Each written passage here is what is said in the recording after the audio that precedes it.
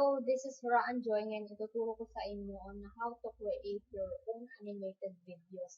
Dahil maganda kung engaging videos ang gagawin mo para sa business mo, para magustuhan ng mga target markets mo at maging willing sila panoorin yung videos mo. Gagamitin natin yung powtoon.com para makapag-create ka ng sarili mong animated videos. So, click mo lang itong create. Then, create now. Para ka lang dito gumagawa ng isang PowerPoint presentation dahil ganun natin siya gagawin. Kaso nga lang, medyo mahirap siyang gawin at matagal siyang gawin. Kailangan mo ng patience kasi gumagawa ka ng sarili mong video. So, just click this blank, go, and dito ka mapupunta sa bagong file na gagawin mo.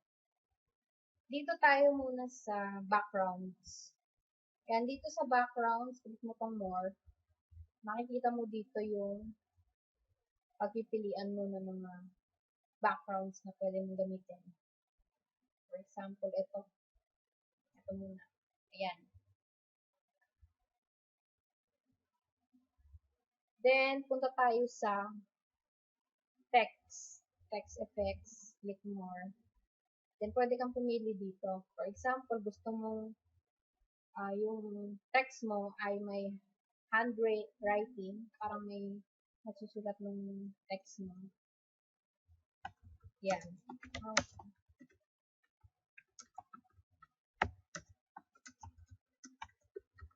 So, for example, ayan. Yan yung ginawa ko. Pwede kang pumili dito ng text mo. For example, ito. Ayan. 10 color. So, ikaw nang bahala kung anong text ang gusto mo. So, ayan. So, ganito siya. Lakihan natin.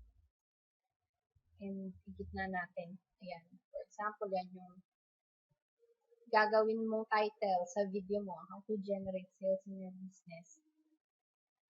Then, dito sa unang slide, na kalagay siya. And then, itong nakikita mo sa baba, dito sa bandang baba, dito mo isi-set up kung gaano katagal mo gustong lumabas yung text mo. For example, 5 seconds. 5 seconds mo siyang gustong lumabas. So, i-adjust mo to ng 5 seconds. Depende kung aabot siya sa 5 seconds. So, then i-play mo siya. Yan. Ganyan siya. How to generate. So, ayan. Kasya siya sa 5 seconds. 4 seconds nga lang, kasya na siya. So, ganyan. How to generate sales in your business. So, halimbawa, gusto mo mag-add ng image. Tayo sa image folders. And then, pwede kang mag-upload dito or maglagay. So, for example, ito. Itong pictures na to, click mo insert image. Yan, nandito na siya. So, di ba 5 seconds siya? 4.5 seconds. Etong picture na to, isa-set up mo rin kung ilang seconds mo siya gustong lumabas sa animated videos mo. For example, gusto mo siyang lumabas dito sa bandang 5 seconds na. Ito, click mo to, itong image na to. Then, i-adjust mo siya dito sa 5 seconds. Pwede mo siyang lakihan. Or, kung gusto mo siyang hanggang 9 seconds, ayan. Ganun lang siya kadali. Then, i-play mo siya kaagad ulit kung tama siya. So, yan. Lalabas na siya. Dun sa pang 5 seconds. Dahil pang 5 seconds mo siyang sinet up. So, ganun lang. Dito na tayo sa transition. Transitions. Pipili ka dito kung anong transitions ang gusto mo. More. Click more. Then, for example, gusto mo itong transition na to. Click mo lang to. Ayan. Then, mapupunta na siya dito. Sa first slide mo, may transition siya. Ang pangalan niya is UEG. Yan. Then, pag pinlay mo siya, lalabas siya. Tignan natin. Ayan. Ayan yung transition. Ganun lang siya lalabas. So, next slide na tayo. Punta tayo dito sa backgrounds ulit. Lagyan natin ng background. Ayan, blue. Then, kung gusto mo maglagay na ng animation, ito. Yung mga gumagalaw na animated videos. For example, ito. Ayan, ito siya. Ito, isa-set up mo rin dito sa baba kung gaano katagal mo siyang gusto mag-appear. For example, gusto mo itong mag-appear hanggang 5 seconds. Ayan, mag-a-appear siya. Or for example, gusto mo itong maglagay ng text. Ayan, for example. Yan. Itong text na to, kung gusto mo siyang mag-appear hanggang 5 seconds, ayan, set up mo lang siya. So, play natin, tignan natin. O, diba? Mag-a-appear siya. Tsaka lang siya mawawala kapag 5 seconds na. Ayan. So, dito pala, dito nakalagay na tong 2 araw na to. Pwede ka rin maglagay ng effect. Kung gusto mong may fade effect, down effect, or hand. Hand means parang may hand effect na maglalagay ng, tignan natin.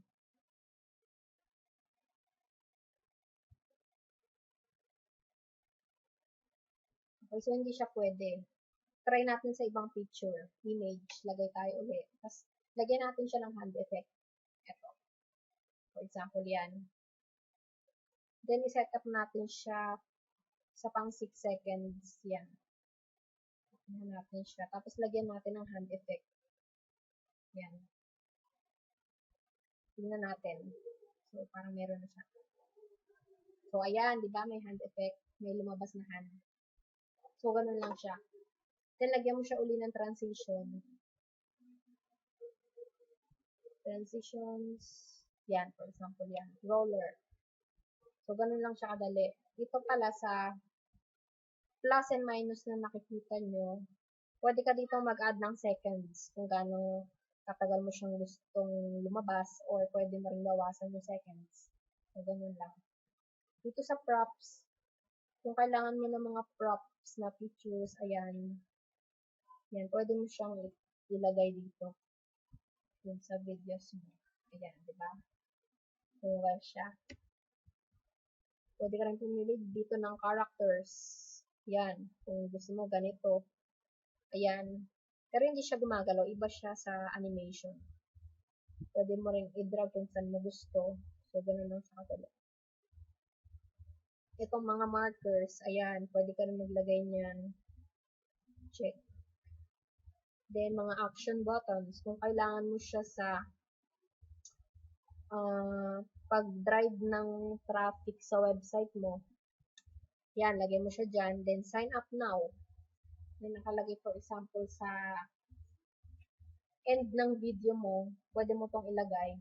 Then, lagay mo yung link. Hyperlink yung link ng website mo. www.foranjoy.com. Yan. Lalabas yan. Then, pag naklik nila yan, mapupunta sila dun sa website mo. So, ganun lang siya kadali. Shapes. Pwede mo rin maglagay ng shapes kung kailangan mo nito. So, ayan. Marami kang magagamit. So, it's for free lang. At ganun lang siya kadali. So, bago ka gumawa ng sarili mong animated videos, advice ko lang na gumawa ka muna ng script, sarili mong stories. Kung gusto mong ikwento yung about sa business mo, gumawa ka ng isang stories na magugustuhan ng mga target market mo, yung mga customers mo. At sigurado mag-engage sila kapag pinost mo to dun sa fan page mo or sa Facebook post mo, magagamit mo to. Or sa FB ads, kailangan mo rin to. So, I hope na marami kang natutunan dito. At I'm sure magagamit mo to. Ang sunod pala na ituturo ko is yung sound. For example, gusto mong lagyan ng sounds itong animated videos mo para hindi naman boring, click this sound. Pwede ka ditong mag-record ng voice over mo kasi ganun lang ginawa ko. Habang nag-run yung videos, may nagsasalita at ako yun. So, pwede mong i-record to. Record. Yan. Pwede mo rin i-stop. Basta kailangan mo lang dito ng mic. Kailangan mo ng headset na may mic or headphone na may mic. Yung maririnig ka. And then, habang nagsasalita ka, mas maganda rin na may music track ka. Pwede ka dito mag-import ng music kung may nakasave ka dyan na pwedeng ilagay dito. Or pwede kang pumili dito ng magagandang music. Meron dito mga pilang. Ito, play natin. Ayan.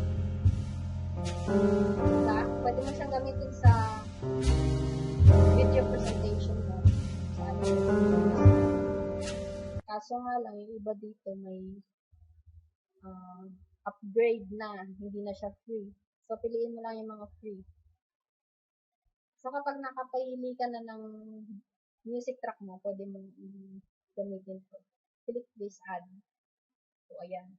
Dito naman pala, pwede mong i-set up dito kung gaano kalakas mo siya gustong marinig. For example, itong voiceover mo, kailangan malakas to eh. So, i-adjust mo lang to. Then, itong music track mo, kailangan medyo mahina siya doon sa voiceover mo. So, kailangan ganyan lang siya kahina. Para marinig yung voiceover mo. Ayan. Ganyan lang siya. So, yan.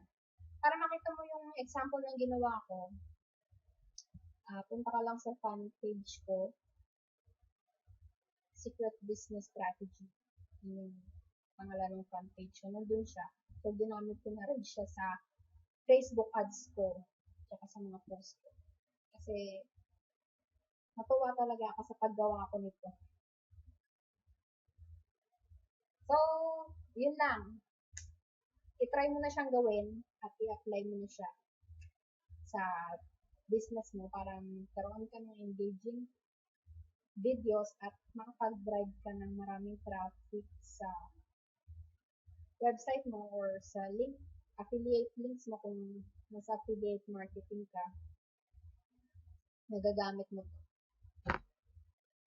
So again, this is Raw and Joy.